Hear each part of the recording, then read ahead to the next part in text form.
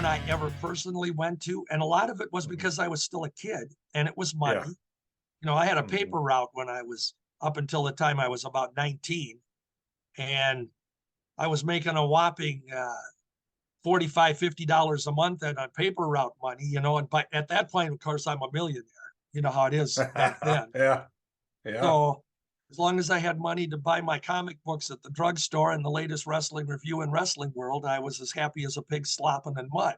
There you have it.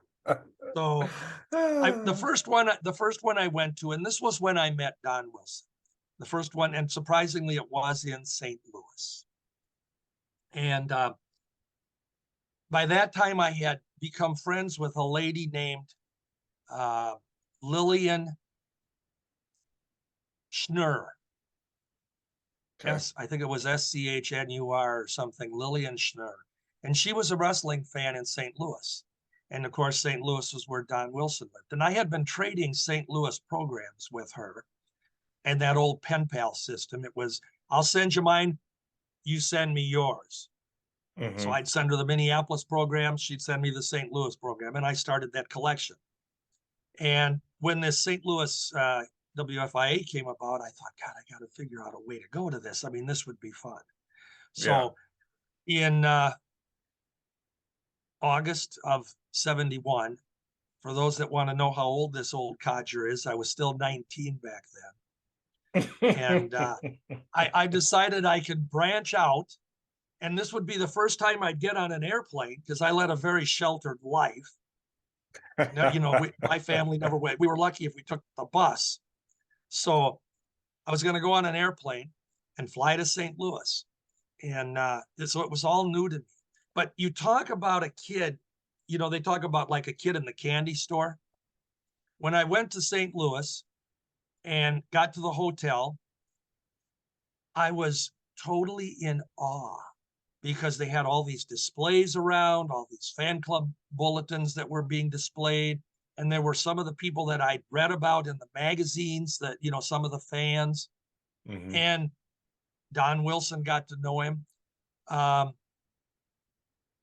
Don Wilson and I had a friendship after that. And there were several times when I would go to St. Louis after that.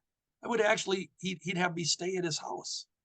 Oh, wow. And him and Judy would, you know, have other fans, of course, do that from time to time. But I got to stay at his house and get to know him. He was just a super guy. And he really held the WFIA in high esteem. Mhm. It was very important to him to have these reunions. And they were called conventions back then. They weren't reunions. They were Yeah. WFIA annual conventions, but most of the time directed towards fan clubs. So, Right. and each year it seemed like they grew more and more. Excuse me.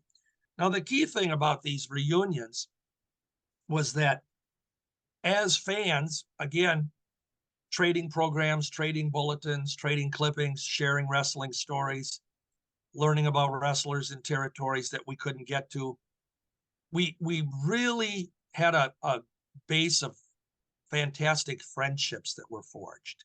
Mhm. So when you go down a list of names from those old days, and you have guys like Vicky Goddard, Scott Teal, uh, Jim Melby, of course, was on the list, but Tom Mhm. Burke, Dave Brzezinski, Diane Devine, Marilee Nedziel, and Georgianne Orsi.